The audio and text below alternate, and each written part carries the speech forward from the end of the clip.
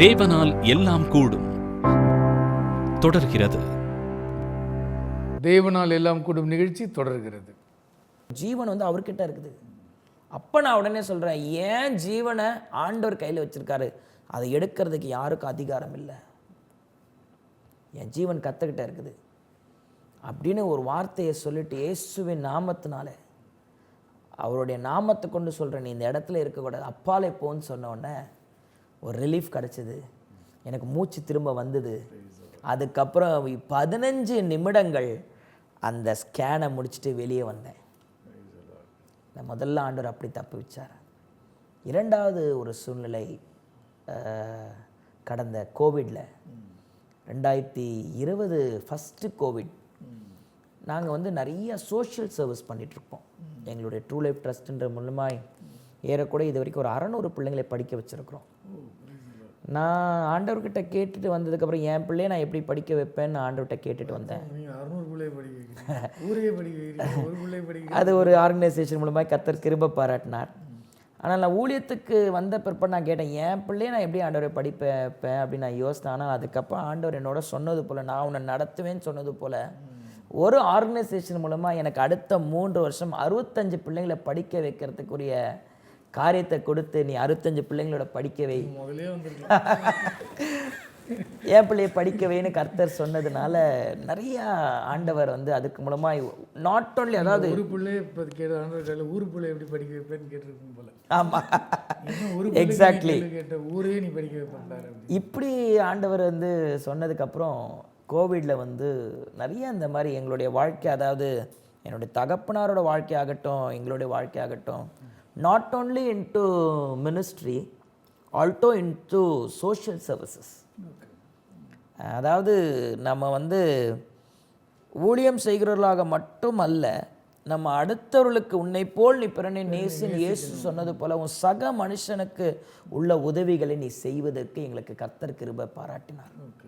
அப்போ இந்த கோவிடில் பாதிக்கப்பட்ட பொழுது கர்த்தருடைய கிருபையினால் ஏறக்குறைய ஒரு 500 குடும்பங்களை தாங்குவதற்கு, ப்ரொவிஷன் கொடுப்பதற்கு, அவங்களுடைய உணவை கொடுப்பதற்கு கர்த்தர் கிருபை பாராட்டினார். ஆமாம், அதே போல் ஒவ்வொரு ஞாயிற்றுக்கிழமை மனைவி ஒரு 100 பேருக்கு சமைச்சு எங்களோட சபையோட வாலிப பிள்ளைகள் மூலமாய் கொண்டு போய் அம்பத்தூர் ஓட்டி பஸ் ஸ்டாண்டில் நின்று எல்லாருக்கும் உணவு கொடுப்போம். கோவிட் டைமில் இப்படியெல்லாம் காரியங்கள் பண்ணோம். அந்த மார்ச் மாதத்துலேருந்து ஆல்மோஸ்ட் ஜூன் செப்டம்பர் வரைக்கும் இந்த காரியங்கள் பண்ணோம். இப்படியே வெளியே தான் சுற்றிக்கிட்டு இருப்போம். ஆனால் செப்டம்பர் மாதம் ஒரு இடத்துக்கு போகும்பொழுது எனக்கு கோவிட் இன்ஃபெக்ட் ஆச்சு. செப்டம்பர் சமுதாய பணிகளை செஞ்சது ஒரு கோவிட் இன்ஃபெக்ட் ஆயிடுச்சு. அதாவது அதுவும் சொல்ல தெரியுமா, திருப்பி இந்த இடத்துல அந்த வசனத்தை சொல்கிறேன், யாக்கோபில் சொன்ன, அவனவன் தன் சுய இச்சையினாலே சிக்குண்டு இழுக்கப்பட்டு சோதிக்கப்படுகிறான். தேவன் நமக்கு ஞானத்தை தராரு. அதாவது கவர்மெண்ட் நிறைய சொல்லிச்சு, உங்கள் கை காலை கழுவுங்க, நல்லா கழுவுங்க, முகத்தை கழுவுங்க, வெந்நீரில் இது பண்ணுங்கன்னு சொல்லிட்டு. இது எல்லாம் இருக்குது. ஆனாலும் நமக்குள்ள ஒரு போராட்டம் இருக்குல்ல, நமக்கு மாம்சத்தோடும் ரத்தத்தோடும் இல்லை, ஆவிகளோடும் துரைத்தனங்களோடும் இதோடு தான் போராட்டணும் பொழுது நம்ம எப்படி போயிட்டுருக்கோமோ, ஆண்டவர் நம்ம வழி நடத்துகிறானோ, நமக்கு எதிரடையானவன் நம்மளை எப்படி கவிழ்க்கலான்னு பார்த்துக்கிட்டு இருக்கிறான். அப்போது அன்றைக்கி வெளியே போயிட்டு நான் கை கழுவில் குளிக்கலதுனால எனக்கு ஒரு இன்ஃபெக்ஷன். அப்போ 2020 செப்டம்பர் மாதம் 15ஆம் தேதி எனக்கு இன்ஃபெக்ட் ஆச்சு. செப்டம்பர் மாதம் சபையெல்லாம் திறக்கிறாங்க. இப்போ போய் சொன்னால் சபையெல்லாம் திருப்பி எனக்கு இடத்த மூடிடுவாங்களே, என்னை ஆம்புலன்ஸில் கொண்டு போயிடுவாங்களேன்னு சொல்லிட்டு அதை சொல்லாமல் நமக்கு தெரிந்த நாட்டு வைத்தியம் அது இதெல்லாம் கொஞ்சம் இப்படிலாம் செஞ்சோன்னா 7 நாள் வீட்டுக்குள்ளேயே முடங்கி கிடக்கிறேன். அப்போ 7ஆவது நாள் எனக்கு ரொம்ப முடியாமல் போகும்பொழுது ஸ்மெல் போயிடுச்சு, டேஸ்ட்டு போயிடுச்சு, ஒரு மாதிரி நிலைமை வந்த பொழுது உடனே என்னை ஹாஸ்பிட்டலுக்கு ஒரு டாக்டர் சொல்லி ஒரு ஸ்கேன் எடுக்கும் பொழுது, அந்த ஸ்கேன் எடுத்து முடித்து வெளியே வந்தோடனே அந்த டாக்டர் ஓடின்னு சொல்கிறாங்க, வாட் இஸ் யுவர் ப்ராப்ளம் அப்படின்றாங்க. இல்லை எனக்கு சளி. No, get out of the hospital. என்னை ஹாஸ்பிட்டல் வெளியே துரத்துறாங்க. எல்லா மக்களையும் போக சொல்லிட்டு என்னை வெளியே துரத்துறாங்க. நான் உடனே வெளியே அந்த ஸ்கேன்லேருந்து வெளியே என்னுடைய வாகனத்தில் உட்காந்து என் மனைவியை கூப்பிட்டு உட்காந்துட்டு என் வாகனத்தை நானே ஓட்டிகிட்டு எங்கள் வீட்டில் வந்தேன். அதோடு எனக்கு சுயநினைவு போச்சு. என்னுடைய ரெக்கார்ட்ஸ் பார்க்கும் பொழுது 87% என் லங்ஸ் இன்ஃபெக்டட். ஸோ இது நடக்குது. ஒரு 2 மணி நேரம் கழித்து என்னை ஹாஸ்பிட்டல் கொண்டு போயிருந்தாங்கன்னா காப்பாற்றிருக்க முடியாது. ஆனாலும் அந்த ஹாஸ்பிட்டலில் இடம் இல்லை, எதுவுமே கிடைக்கல. ரொம்ப ஒரு கோவிட், அந்த ஃபஸ்ட்டு கோவிட் அப்படிலாம் சூழ்நிலை இருக்கும் பொழுது ஒருத்தரோட ரெக்கமெண்டேஷன் மூலமாக ஓமந்தூரார் ஹாஸ்பிட்டலில் ஒரே ஒரு உடஞ்ச பெட்டு கிடச்சிது. அந்த இடத்துல 48 பேஷண்ட்ஸ், கோவிட் பேஷண்ட்ஸ். அதில் நான் ஒன்று, என் மனைவி என் கூடயே பக்கத்துலேயே. ஒவ்வொரு நாள் வாழ்க்கையில் மறக்க முடியாத காரியங்கள். என் கண் முன்னாடி பார்க்குற பேஷண்ட்டு 1 மணி நேரத்துக்கு முன்னாடி கொண்டு வந்து போடுவாங்க, இறந்து போயிடுவாங்க. ஆனால் நான் அனுமதிக்கப்பட்ட 4 நாட்கள் எனக்கு சுயநினைவு இல்லை. அந்த 4ஆவது நாள் என் கூட இந்த மனைவி எப்பவுமே எப்படி இருந்தது அந்த 4 days? அதை சொல்லுவேன். நீங்கள் சுயநலமாக இருந்துருவீங்க, அவங்க சுயநலமோடு இருக்காங்களே, அவங்க தானே வேதனை. என்னன்னா எங்களுக்கு ஆக்சுவலாக வந்து இவர் அட்மிட் பண்ணும்போது எனக்கு தெரியாது நாங்கள் தங்கணும், நான் போய் இருக்கணுன்றது. ஆனால் என்னென்னா கவர்மெண்ட் ப்ரொசீஜர்னால் கவர்மெண்ட் ஹாஸ்பிட்டலில் பேஷண்ட்டை வந்து மனைவியோ கூட இருக்கவங்க தான் பார்த்துக்கணும். டாக்டர்ஸ் கிட்ட வரமாட்டாங்க, நர்சஸ் கிட்ட வரமாட்டாங்க. நம்ம கையில் தான் கேட்பாங்க பேஷண்ட் எப்படி இருக்காங்க. அவங்க ட்ரீட்மெண்ட்ஸ் கொடுப்பாங்க. ஒரு காலையில் ஒரு ட்ரிப்ஸ் ஏற்றுவாங்க, மார்னிங் ஒரு 15 டேப்லெட் கொடுப்பாங்க, ஒரு 3 இன்ஜெக்ஷன் போடுவாங்க. அதையே நைட்டு பண்ணுவாங்க. இதுதான், அதுவும் ஊசி வந்து தூரத்தில் நின்றுட்டு ஒரு குத்திட்டு போயிட்டே இருப்பாங்க. தொட மாட்டாங்க, எந்த பேஷண்ட்டையும் தொட மாட்டாங்க. மெடிசன் எங்கள் கையில் கொடுப்பாங்க, சாப்பாடு எங்ககிட்ட கொடுப்பாங்க. டாக்டர் வந்து என்ன கூப்பிட்டு கேட்பாங்க பேஷண்ட்டோட நிலைமை என்ன, எப்படி இருக்காங்க. அவங்கள பொறுத்த வரைக்கும் அது என்னன்னா, அவங்க கொடுக்குறாங்க மருந்து, பொழைச்சா வெளியே போவாங்க, இல்லைன்னா மார்ச்சரி. அவங்க வந்து அந்த ட்ரீட்மெண்ட் கேட்டால் சரி, அது கேட்குதோ, அது அவங்களுக்கு செயல்படலையோ அது அவங்களுக்கு பிரச்சனையே கிடையாது. அவங்களுக்கு இன்ஃபெக்ட் ஆகக்கூடாதுன்னு ஒதுங்கி இருந்தாங்க. ஒரு ரொம்ப கலக்கம். 3 தட் மீன்ஸ் இது வரைக்கும் அந்த மாதிரி நாங்கள் கவர்மெண்ட் ஹாஸ்பிட்டல் போனது கிடையாது, ஹாஸ்பிட்டலுக்கே போனது கிடையாது. அந்த மாதிரி நாங்கள் கடைசியாக அந்த மாதிரி ஹாஸ்பிட்டலில் போய் இருக்கும் பொழுது எதுவுமே புரியல. இவருக்கு ஒரு பக்கம் நினைவு இல்லை, சாப்பிடலை. ஒரு நாளைக்கு ஒரு இட்லி சாப்பிட்றதே ரொம்ப போராட்டமாக இருந்தது. உதவிக்குன்னு நான் யாரையும் கூப்பிட முடியாத ஒரு சூழ்நிலை. ஏன்னா அது வந்து கிட்டத்தட்ட ஒரு 7 ஃப்ளோர்ஸான ஒரு கோவிட் பிளாக்கு. 7 மாடியிலும் கோவிட் பேஷண்ட்ஸ் இருக்காங்க. ஒவ்வொரு மாடியிலும் 70 பேஷண்ட் இருக்காங்க. அப்படி ஒரு எல்லாருமே கோவிட் பேஷண்ட் தான். நான் யாரையும் வர வைக்க முடியாது, யாரையும் நான் நம்ப முடியாது. என் கையில் வந்து இந்த வேத புத்தகமும் ஒரே ஒரு ஸ்தோத்திர பலிகள் மட்டும்தான் நான் எடுத்துகிட்டு போயிருந்தேன். எடுத்துகிட்டு போயிட்டு நாங்கள் உட்காந்து அங்கே ஜெபம் பண்ணாலும் சத்ரு பேசிக்கிட்டே இருக்கான், நீ இங்கேருந்து இவரை வந்து நீ ஸ்ட்ரெச்சரில் தான் கூட்டிகிட்டு போவேன் அப்படின்னு திட்டமும் தெளிவுமா சத்ருவோட குரல் கேட்குது. நான் இல்லை, நான் இவரை ஆண்டவர் எங்களுக்கு கொடுத்த வார்த்தை இப்படி எங்களை நடத்துவார். அது மட்டும்தான் சொல்லி சொல்லி சொல்லி அனுதினமும் அழுதுகிட்டே தான் இருப்போம். இவர் எழுந்திருப்பாங்க, இவங்களால எதையும் சொல்ல முடியாது, எங்களுக்கு எதையும் எனக்கு நானும் இவரும் என்னமோ ஒரு தீவில் விட்ட மாதிரி இருந்தோம். யார் கையிலையும் எங்களுடைய காரியங்களை ஷேர் பண்ண முடியாது, எங்களுடைய பயத்தை ஷேர் பண்ண முடியாது, என்னுடைய தேவையை ஷேர் பண்ண முடியாது. அப்படி ஒரு இக்கட்டான சூழ்நிலை தான் அந்த ஓமந்தூரார் ஹாஸ்பிட்டல். நான் இன்றைக்கும் சொல்லுவேன், என்னோட பெரிய நைட் மேர் அப்படின்னு சொல்லுவேன். என் பையன்கிட்ட சொல்லுவேன், அந்த ஹாஸ்பிட்டல் கிராஸ் பண்ணும்போதுலாம் சொல்லுவேன், இதான என்னோட பெரிய நைட் மேர். என் வாழ்க்கையிலே நான் வந்து ரொம்ப அந்த 11 நாள் ரொம்ப மரணத்தை கண்கூடா அனுதினம் ஒவ்வொரு நாளும் கண்ணு முன்னாடி மரணத்தை பார்த்து அந்த அந்த பிணங்களோட கூட நின்ன அழுகுரல்கள் அதை கேட்கும்போது நைட்டெல்லாம் தூக்கமே இருக்காது, ஜெபிக்க முடியாது. ஒரு இருள், ஒரு பயம் நிறைந்த ஒரு மரண இருள், அங்கேயே உட்கார்ந்து அழுதுகிட்டே தான் இருப்பாங்க. நம்மளால எவ்வளோ கண்ட்ரோல் பண்ணி நானும் எவ்வளோ மெடிசன்ஸ் எடுத்து வரக்கூடாதுன்னு நினச்சா கடைசியில் எனக்கும் அது இன்ஃபெக்ட் ஆச்சு. எங்களால் அங்கே சர்வைவ் பண்ணவே முடியல. அதுக்கப்புறமா என்ன நடந்ததுன்றது பாஸ்டர் சொல்லுவாங்க. அந்த 4 நாட்கள் வந்து எனக்கு வந்து சுயநினைவு இருக்கும் இல்லை முழுமையாக. தினந்தோறும் வந்து ஒரு 30 மாத்திரை 6 இன்ஜெக்ஷன் போடுவாங்க. நான் உணவு சாப்பிட முடியாது. அப்போது நான் 86 kgs, within 4 days I came to 71 kgs. மொத்தமாக எல்லாம் இழந்தது. ஏன்னா மெடிசன்ஸ் அவ்வளோ. பாத்ரூம் 48 பேஷண்ட்ஸு ப்ளஸ் 48 அட்டண்டர்ஸ், 100 பேர் யூஸ் பண்ணுறதுக்கு 3 பாத்ரூம் தான். ஆனால் ஃபுல்லாக எப்பயுமே பாத்ரூம் இருக்கும், அதனால் பாத்ரூம் போக முடியாது. நைட்டு தான் பாத்ரூம் போவேன். அப்போ நைட்டு போய் நடந்து போக முடியாது, எல்லாம் தூங்கினதுக்கப்புறம் போய் பொறுமையாக நடந்து பாத்ரூம் போய்ட்டு வரும்போது அப்போது இந்த வயிற்றுக்குள்ளேருந்து அந்த மொத்த காரியங்களை ஒரு எப்படி சொல்கிறேன்னா, இந்த தார் எப்படி இருக்கும் கருப்பு திரவம், அது போல் எல்லாம் வெளியே வர ஆரம்பிச்சுது.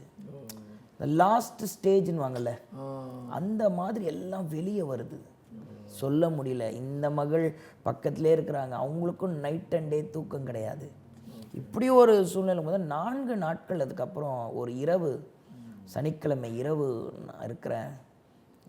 நல்லா தெரிஞ்சு போச்சு எனக்கு, நான் மறிக்க போகிறேன்றது தெரிஞ்சிருச்சு. அந்த ஒரு இருள் என்னை சுற்றி நிற்கிது. அப்படியே ஒரு சூழ்நிலை இருக்கும் பொழுது நான் பார்க்குறேன், என் மனைவி பக்கத்தில் படுத்துருக்குறாங்க. தினந்தோறும் அந்த அழுகுரல்கள் கேட்டுக்கிட்டே இருக்கும். காலையில் கொண்டு வருவாங்க, இரவு பிணமாக கொண்டு போவாங்க. இப்படி ஒரு அழுகுரல்கள் கேட்கறதுனால எதுவுமே பேச முடியாது. இப்படியே படுத்துட்டு இருக்கும் பொழுது சரி, என் லைஃப் இதோடு முடிஞ்சிருச்சு. அப்போது ஆண்டவர்கிட்ட ஒரு கேள்வி கேட்குறேன். ஒரு நினைவு ஆண்டவர் கொடுக்குறார். நான் ஊழியத்துக்கு வரமாட்டேன்னு சொன்னேன், என்னை கொண்டு வந்தீங்க ஊழியத்துக்கு. இப்போ நான் ஊழியத்துக்கு 5 வருடம் ஆச்சு. என்னை எதற்காக நீங்கள் ஊழியத்துக்கு கொண்டு வந்தீங்களோ, என்னோட மேலே வச்ச திட்டங்கள் நோக்கங்களை நிறைவேறதுக்கு நீங்கள் என் மேலே திட்டங்கள் வச்சதை நிறைவேற்றிட்டீங்க அப்படின்னா என் ஜீவனை எடுத்துக்கோங்க. என்னை கொண்டு என்னென்னா செய்யணும்னு நீங்கள் நினச்சிருந்தீங்கன்னா அதெல்லாம் முடிச்சிட்டிங்கன்னா என் ஜீவனை எடுத்துக்கோங்க. I am ready to come. But என்னை கொண்டு இன்னும் இந்த உலகத்தில் நிறைவேற்ற வேண்டிய காரியங்கள் இன்னும் இருக்குது அப்படின்னா எனக்கு ஜீவனை கொடுங்க, நான் உமக்காக ஊழியம் செய்யணும்னு ஆண்டவர்கிட்ட கேட்டேன். அந்த நொடியே எனக்கு ஆண்டோட வார்த்தை கேட்டது. நான் மரண இருளின் பள்ளத்தாக்கில் நடந்தாலும் பொல்லாப்புக்கு பயப்படேன்னு சொல்லிட்டு அந்த வார்த்தையை, தேவரீர் என்னோடு கூட இருக்கிறீர், உமது கோலும் தடியும் என்னை தேற்றும் என்ற வார்த்தையை சொல்லிட்டு எனக்கு கடைசி வசனத்தை சொல்கிறாரு, நீ கர்த்தரோட வீட்டில் நீடித்த நாட்களாக நிலைத்திருப்பாய். ஏன் இந்த வார்த்தைனா, எனக்கு கர்த்தருடைய வீடுன்றது என்னுடைய சபை. அப்போ எனக்கு ஆண்டவர் சொல்கிறார், நீ சபையில் இருப்படா, அது நீடித்த நாட்களாக இருப்பேன்னு எனக்கு சொன்ன உடனே ஒரு தைரியம் வந்துச்சு எனக்குள்ள. எனக்கு என்ன ஒரு மாற்றம் வந்துச்சுன்னா, உடனே எல்லாமே நார்மலாச்சு, எல்லாமே முடிஞ்சுது. Everything become normal. எனக்கு உடனே மூச்சு விட முடியுது, நல்லா இருக்கு, ஆக்சிஜன் இருக்கு, எல்லாம் பண்ணுறேன். எனக்கு ஒரு இது. ஆனால் திருப்பி ஒரு இருள் என்னை சூழுது, சுற்றுது என்ன. I could see in my natural eyes. அந்த இடத்த நார்மலாகவே அந்த இடம் இருளாக தான் இருக்கும். இதுக்குள்ளே ஒரு இருள், ஒரு போராட்டம்.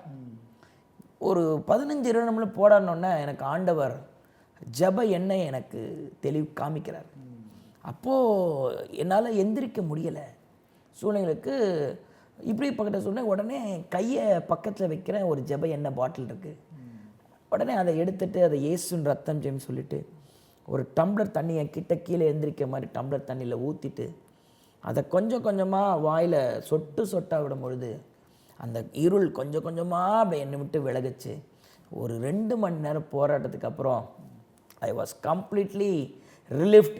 அதிகாலம் 3-4 மணிக்கு உடனே மனைவி பக்கத்தில் படுத்துட்டு இருந்தாங்க. எழுப்பினேன், என்னப்பா அப்படின்னாங்க. எனக்கு குடிக்கிறதுக்கு ஏதாவது கொடுன்னு. நான் அவங்களுக்கு ஆச்சரியம், 5 நாளாக ஒன்றுமே இல்லை. எப்படி இருந்தது அவர் கேட்ட உடனே? பயங்கர ஷாக். ஏன்னா இன்னொன்று என்னன்னா, எங்ககிட்ட எதுவுமே இல்லை. நான் போய் வெளியே போய் வாங்கிட்டு வரணும்.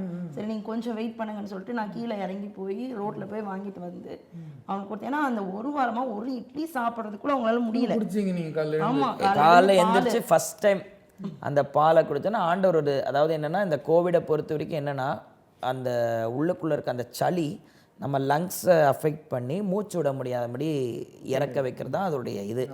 அப்போ இந்த டாக்டர்ஸ் கொடுக்குற மெடிசன்ஸ் இதெல்லாம் ஒரு சஸ்டெயின் பண்ணுது. ட்ரீட்மெண்ட், நல்ல ட்ரீட்மெண்ட் கவர்மெண்ட் ஹாஸ்பிட்டல் சொல்கிறோம், அவங்களும் நல்ல மெடிசன்ஸ் ட்ரீட்மெண்ட் எல்லாம் அவங்களும் நல்லா கொடுத்தாங்க.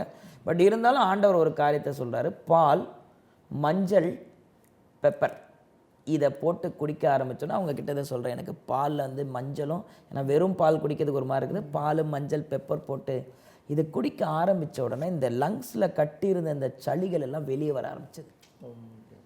அப்போ அது வெளியே அதோட அந்த அந்த இதை சொல்லும் போது அந்த சளி பார்க்கும் பொழுது இட்ஸ் லைக் ஒரு இந்த பால் போஸ்ட் ஒட்டுவாங்கள ஒரு கம்மு, அதை விட திக்காக இருக்கும். அப்போ அது மூச்சு குழாய் அடைச்சி இதான் இது. அப்போ உடனே இதை வெளியே உடனே டெய்லி எடுக்க ஆரம்பித்து அப்படி ஒரு திருப்பியும் ஒரு 6 நாட்கள் அங்கே இருக்கும் பொழுது அழுகுறர்கள். அப்போ தான் அந்த அழுகுறில் கேட்குறோம், எதற்கு போடுவாங்க, இருக்க மாட்டாங்க, காலையில் போடுவாங்க. இதில் ஒரு பெரிய இது என்ன அப்படின்னா, நான் அப்படி படுத்துட்ருப்பேன், ஒரு ஜன்னல் எதிர்க்கு எனக்கு இருக்கும். டெய்லியும் காலையில் 5 மணிக்கு ஒரு பெரிய கழுகு வந்துடும். அப்படியே முன்னாடி நின்று கத்தும், பொழைச்சிட்டியாடான்ற மாதிரி. அந்த அந்த மரண கத்தும், ஒரு கழுகு அந்த பிணம் அந்த இது பண்ண கத்தும், அப்படியே கத்தும்.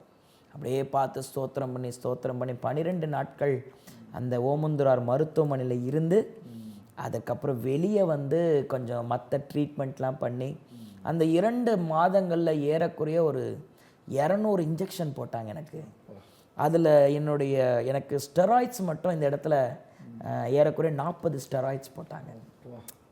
ஆனால் இவ்வளோத்துலேயும் இருந்து எனக்கு கர்த்தர் என்னை ட்ரீட் பண்ண டாக்டர் சொன்னாங்க, பாஸ்டர் நீங்கள் வந்து வெளியில் தான் உங்களுக்கு வந்து யோர் லைக் 40, ஆனால் உள்ளுக்குள்ளே வந்து நீங்கள் 5 வயசு குழந்தை போல தான் உங்களுடைய லங்ஸோ எல்லாமே உறுப்பு இருக்குது, நீங்கள் அடுத்த 5 வருஷம் பாடலாம் கூடாது அப்படின்னாங்க.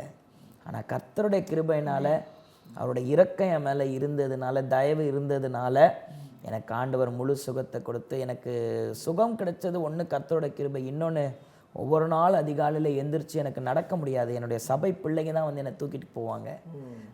இப்படியாங்க இருப்பாங்க, மனைவி கூட இருப்பாங்க, அவங்கெல்லாம் என்னை கைப்பிடிச்சு தூக்கிட்டு போய் ஹாஸ்பிட்டலில் போய் இன்ஜெக்ஷன் போட்டு கொண்டு வந்து படுக்க வைப்பாங்க. இப்படிப்பட்ட சூழ்நிலையில் அதாவது நீங்கள் பார்த்துருப்பீங்க கோவிட் டைமில் ஆக்சிமீட்டர்னு சொல்லிட்டு எல்லாரும் வீட்டில் வச்சு பார்த்துருப்போம்.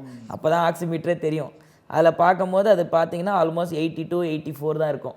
அது வந்து 96 வரணும், 94 and above வரணும். அப்போ அது போட்டு வச்சு பார்ப்பாங்க, எனக்கு மெடிசன்ஸ் போடுவாங்க. 24 hours வீட்டில் ஆக்சிஜன் வைப்பாங்க. வீட்டில் இருந்தபோதும் ஆக்சிஜன் வச்சுட்டு தான் இருந்தேன். இப்படி இருந்து எல்லாம் போகும்போது அப்போது ஆண்டவர் என்னோட இரவு 3 மணிக்கு பேசி, நீ அதிகாலையில் எழுந்து ஸ்தோத்திர பலிகளை படிக்க ஆரம்பினார். அப்போ ஒவ்வொரு நாள் காலையில் 3, 4 மணிக்கு எந்திரிச்சு என் பெட்டில் உட்காந்து ஒரு ஸ்தோத்திர பலிகள் 1000 ஸ்தோத்திர பலிகளை எடுத்து அதில் இருக்கிறத ஒவ்வொன்றா வாசிக்க ஆரம்பிக்க என் கண் கூட பார்ப்பேன். அதை வாசித்து முடித்து பார்க்கும்போது 2 பாயிண்ட் ஏறி இருக்கும். அது பார்க்கும்போது இப்படி ஒரு 10 நாட்கள் தொடர்ந்து அந்த ஸ்தோத்திர பலிகளை தொடர்ந்து காலையில் சொல்ல கர்த்தர் எனக்கு நல்ல ஜீவனை கொடுத்து இன்றைக்கி பாடுவதற்கும் தேவனுடைய வார்த்தையை சொல்லுவதற்கும் நல்ல ஒரு ஊழியத்தை குடும்பமாக செய்வதற்கும் கர்த்தர் இன்றைக்கி நல்ல பலனை கொடுத்துருக்கிறார், நல்ல ஜீவனை கொடுத்துருக்கிறார். முக்கியமாக இந்த இடத்துல சொல்ல வேண்டியது என்னென்னா, என் கூட கர்த்தர் எனக்கு சொன்ன என்னோடு பண்ண உடன்படிக்கை போல் என்னை எல்லா சூழ்நிலையும் என்னை தாங்கினார், என்னை ஏந்தினார், என்னை சுமந்தார், என்னை தப்புவித்து இந்த நாளில் தேவனால் எல்லாம் கூடும் என்பதை ஒரு சாட்சியாக என்னை இந்த நாளில் இந்த இடத்துல வைத்திருக்கிறதுக்காக கர்த்தரை ஸ்தோத்திரிக்கிறேன். ஆமென். ஆண்டவர் வந்து அந்த நீடித்த நாட்கள் வரைக்கும் இதை நாளத்தி செய்வார். கர்த்தர் உண்மையுள்ளவர், கர்த்தர் நல்லவர். ஒரு பெரிய வாழ்க்கை பயணம், வாழ்க்கை பாடம். இது என்னன்னா, நம்ம கர்த்தருடைய சத்தத்திற்கு கீழ்ப்படியணும், நம்ம ஒப்பு கொடுக்கணும், உடனடியாக ஒப்பு கொடுக்கணும். கர்த்தர் பேசும் பொழுது நம்ம கீழ்ப்படியணுங்கிற ஒரு பாடமும் கர்த்தரை நம்பி வந்துட்டு அவர் பார்த்து கொள்வார். அதாவது இந்த இடத்துல என்ன சொல்லணும்னா, நான் அநேக ஊழியக்காரங்களுக்கு சொல்கிற ஒரு காரியம், இன்றைக்கி ஊழியக்கார பிள்ளைங்களுக்கு சொல்கிற ஒரு காரியம், இன்றைக்கி ஊழியக்கார பிள்ளைகளாகட்டும், இன்றைக்கி நிறைய பேர் ஊழியத்துக்கு வரத்துக்கு பயப்படுறாங்க. என் அப்பா இப்படி இருந்தார், நானும் இப்படி இருப்பேனான்னு எனக்கு அநேக ஊழியக்காரங்க பிள்ளைங்க பயப்படுறாங்க. ஆனால் அவங்களுக்குலாம் சொல்கிற ஒரு காரியம், ஊழியத்துக்குன்னு வந்துட்டா அதில் ஆண்டவர் நடத்துகிற விதம் வேறு, அதில் இருக்க மேன்மைகள் வேறு. அதாவது ஒரு பாயிண்ட் நாங்கள் சொன்னோம்ல, நாங்கள் சம்பாரித்து ஊழியத்தையோ கூட்டத்தையோ நடத்துவோம்னு சொன்னோம். ஆனால் அது தப்பு. ஏன்னா ஊழியம் மனுஷங்களுடையது கிடையாது, ஊழியம் கர்த்தருடையது. அவருடைய காரியத்தை அவர் செய்வார்.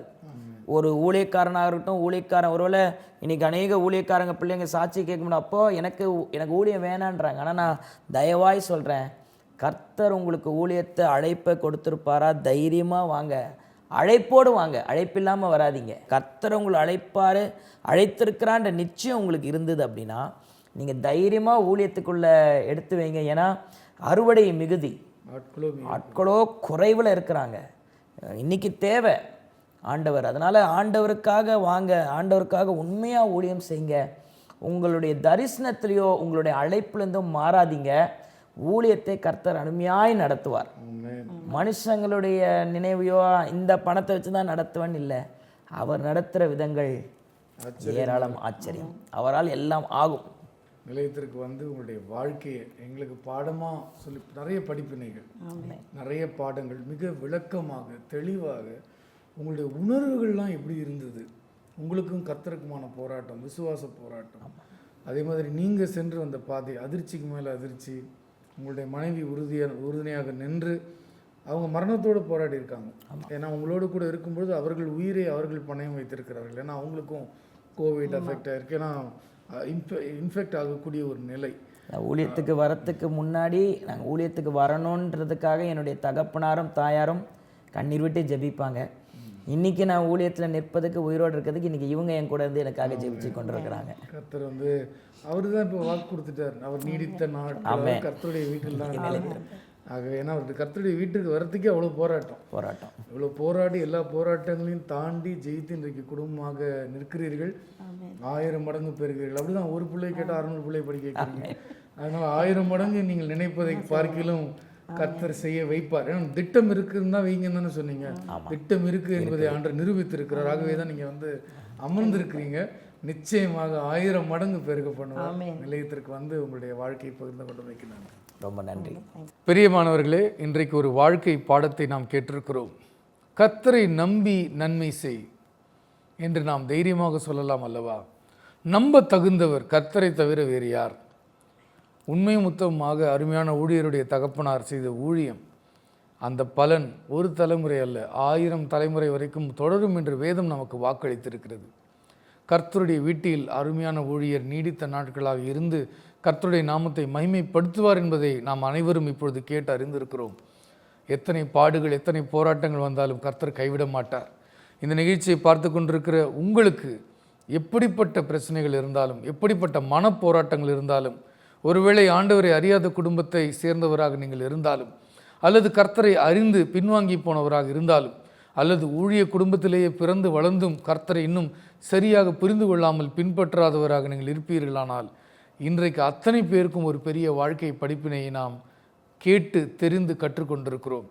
கேட்டவைகளில் நாம் நிலைத்திருப்போம். கர்த்தராகிய இயேசு கிறிஸ்துவுக்கு நம்முடைய உள்ளத்தை முழு இருதயத்தோடு கொடுப்போம். கர்த்தர் அழைப்பானால் அந்த அழைப்பிற்கு செவி கொடுத்து நாம் அவரை பின்தொடர்ந்து செல்வோம். கர்த்தரை நம்பி நாம் நன்மை செய்வோம். நாம் சோர்ந்து போகாமல் நன்மை செய்தால் ஏற்ற வேளையில் பலனை அனுபவிப்போம் என்று வேதம் நமக்கு அறிவுறுத்துகிறது. ஆகவே அந்த அறிவுறுத்தலின்படி நாம் கர்த்தரை பின்பற்றுவோம். நிச்சயமாக கர்த்தர் நம் அனைவரையும் ஆசீர்வதிப்பார். மீண்டும் இது போன்ற ஒரு தருணத்தில் உங்களை சந்திக்கிறேன். அதுவரை உங்களிடமிருந்து விடைபெறுபவர் ராஜா.